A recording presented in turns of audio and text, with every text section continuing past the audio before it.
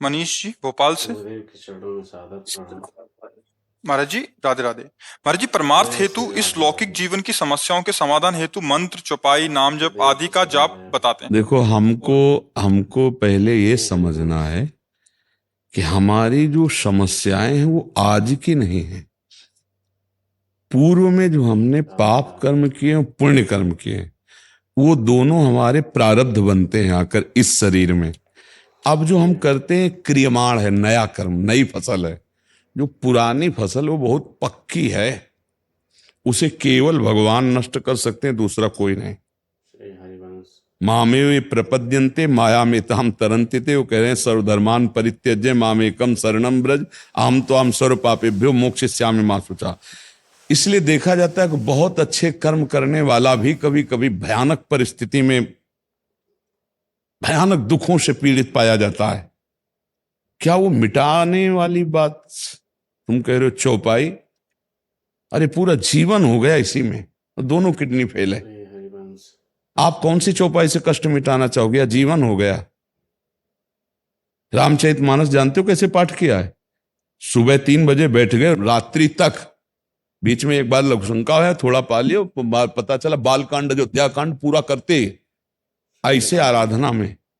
तब भगवत प्राप्ति का मार्ग पुष्ट किया है, कर्मों को नष्ट करने के लिए नहीं सोचा है। तो प्रारब्ध भोग भोग रहे। तो हमारी बात मान लो, चौपाई बोलो, नाम जप करो, मंत्र जप करो, आनंद सिंधु की प्राप्ति के लिए, और जो दुख सुख आवे सो भोग लो। उसके मिटाने के लिए खर्चा मत करो। ये मिटेगा शरीर आज, नहीं तो कल मरेगा ये। और जब मरेगा तो सब कुछ यहां का छूटेगा, और इसको मरना पक्का है। और जब तक जाना नहीं, तो ये जो बेकार किडनी है ना, इन्हीं से हम दहाड़ते रहेंगे। हमें पता है उनके विधान को, इसलिए मुझे बिल्कुल डर नहीं है।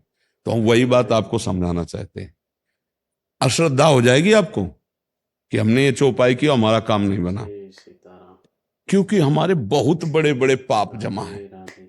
हम 4 मंत्र जपेंगे, सोचेंगे वो खत्म हो जाए, प्रारब्ध नहीं खत्म होने वाला, क्योंकि बहुत स्टॉक है।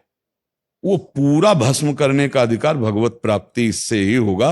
जब भगवान हमारे सामने होंगे तो हमारे सारे कर्म संस्कार भस्म होंगे। तो हमको भगवान के दर्शन की बात सोचनी, भगवत प्राप्ति की बात सोचनी, कर्म मिटाने की नहीं। नहीं तो हमारा ये जीवन व्यर्थ चला जाएगा, हम कर्म भी नहीं मिटा पाएंगे। भगवत साक्षात्कार होते ही संचित भस्म हो जाते हैं, क्रियमाण निष्फल हो जाते हैं, और प्रारब्ध निष्प्रभावित हो जाता है। तब तीनों प्रकार के कर्म से छुटकारा मिलता है। अब ऐसे हम आपको कोई चौपाई बताएं, कोई नाम बताएं, कोई ऐसे बताएं भाई ये करो, ये कामना की पूर्ति हो जाएगी। तो हमने चिल्ला चिल्ला करके सत्संग में कहा है, कृष्णाय वासुदेवाय हरये परमात्मने प्रणत क्लेश नाशाय गोविंदाय नमो नमः। इस मंत्र में, ये भागवत का श्लोक है, इस मंत्र में इतनी सामर्थ्य है, हर बंधन, हर कष्ट, हर समस्या का समाधान इससे हो। पर कितने पे होगा ये हमें नहीं पता। आप जपो, श्री हरिवंश। जितना आपका पाप है उतने के भस्म करने की पावर शक्ति आप में आएगी, तब वो भस्म हो जाएगा। जैसे अपने लोग हैं, इसके लिए एक भी नाम नहीं लगाया। इसके लिए नहीं पड़ी रहे, तो नाम है तुम्हारे मंगल के लिए, नाम है भगवत प्राप्ति के लिए। उसी के लिए रात दिन लगे। नाम जप करो, राधा राधा राधा, जो दुख सुख आवे उसको सह लो, मेरी बात मान लो, तो निकल जाओगे इस माया से। अगर दुख सुख के लिए नाम का प्रयोग किया तो निकल तो नहीं पाओगे, दुख सुख मिट भी नहीं पाएंगे।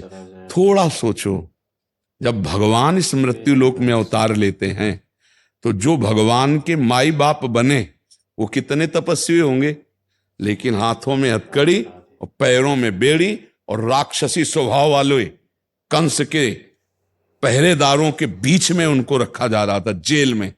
और अवतार कौन ले रहे? जगत पावन करने वाले भगवान। सोचो जरा, वो डर करके भगवान को गोकुल में छोड़ते हैं, प्राण प्यारे पुत्र का त्याग तत्काल। अब जरा विचार करो, और उनको कितना सताया जाता है। उनके 6-7 पुत्र तो मार डाले कंस ने, क्या क्या कष्ट दिए। अब आप विचार करो, जहां भगवान अवतार ले रहे हैं वहां ये समस्या है। और हम अपनी समस्याओं को मिटा देंगे। भगवान अवतार ले रहे हैं, सुबह राज तिलक होने वाला है, 14 वर्ष का वनवास होता है, वियोग में दशरथ जी प्राण त्याग देते हैं, माता वैधव्य को प्राप्त हो जाती, विधवा, पूरी अयोध्या उजड़ जाती है। क्या है? भगवान 14 वर्ष नंगे पैर वनवास। क्या है ये? दिखाया कि संघर्ष में जीवन तुम्हें जीना ही पड़ेगा। तो ये नाम जप करो भगवत प्राप्ति के लिए, दुख सुख को सह जाओ, छाती मजबूत रखो, रौंद के फेंक दो, आगे निकलो दुखों से। ये घबरा के कि मैं क्या अनुष्ठान करूं दुख दूर हो जाए, ये आओ दुख, मैं अनुष्ठान करूंगा भगवान प्राप्त हो जाए, तुझे मैं भोगूंगा, तुझे मैं भोगूंगा, पर मैं इस जन्म में भगवान को प्राप्त करूंगा, दूसरा सौदा नहीं करूंगा, तब तो बढ़िया बात बन जाए। ये सब नाटकबाजी में कुछ नहीं रखा भैया। अगर कोई कष्ट मिटा पाता, विचार करना, तो इन महापुरुषों से बढ़ के कोई भजनानंदी क्या जो भगवान के अम्मा बप्पा बने। हम तुमको खुली बातें बता रहे, इनसे बढ़ के कोई भजनानंदी महात्मा होगा जिनके भजन के प्रभाव से अखिल कोटि ब्रह्मांडों का पिता बालक बनने आया है। वहां भी समस्या ही समस्या रही नहीं रहे। तो हम समस्याओं को हटाने की कोशिश नहीं, समस्याओं से जूझने की कोशिश करें और भजन करके भगवान को प्राप्त करें। मुझे तो यही समझ में आया है। देखो, ऐसा देखा गया है कि आपका कैंसर हमने ले लिया, आप कैंसर रोग रहित हुए, लेकिन मेरे कैंसर हो गए, फिर उसे मुझे भोगना, ये तो हमने देखा है, इसमें हमें कोई संशय नहीं। बड़े महापुरुषों ने ऐसा किया, दूसरे का रोग ले लिया, उसको स्वस्थ कर। तो इसलिए हम सबसे प्रार्थना करते हैं, इस चक्कर में मत फंसो कि हमको कोई जादू मिल जाए, कोई मंत्र मिल जाए, कोई अनुष्ठान मिल जाए, मैं दुखों से मुक्त हो जाऊं। हम ये बात कह रहे हैं कि जिन्होंने इतना भजन किया कि भगवान जो जगत का बाप है उसको बेटा बना लिया, उनको भी संघर्ष में जीवन व्यतीत करना पड़ा। आप देखो ना, चरित्र पढ़ के देखो, चाहे आप जो अवतार लीला देखो, हम आपको उसी में बता दें। तो आप भी भगवान के अंश हैं, आप आए हो इस जगत में, तो दोनों पार्ट आपको भोगने पड़ेंगे, दुख के भी सुख के भी। सुख में फूलो नहीं और दुख में भूलो नहीं, तो निकल जाओगे और भगवान को प्राप्त कर लो। ये सही मार्ग हम आपको बता रहे हैं। और आपको फुसलाना हो तो आपको बताएं ये करो, ये करो, वो करो, कुछ नहीं होने वाला, कुछ नहीं होने वाला। अगर सबको ये पता होता दुख मिटाने की बात, तो कभी दुखी नहीं होता। ध्यान रखना, आप विचार करके देखो ना। जैसे बोले इतना करो तो हो जाए, तो उसे कहो तुम देखो अपने हाथ की रेखा कि फुटपाथ में बैठे 10-20 के लिए तुम दुकान लगाए हो, तो अपने हाथ की रेखा देख के करोड़पति क्यों नहीं बन जाते? हम नाटकबाजी का विरोध करते हैं।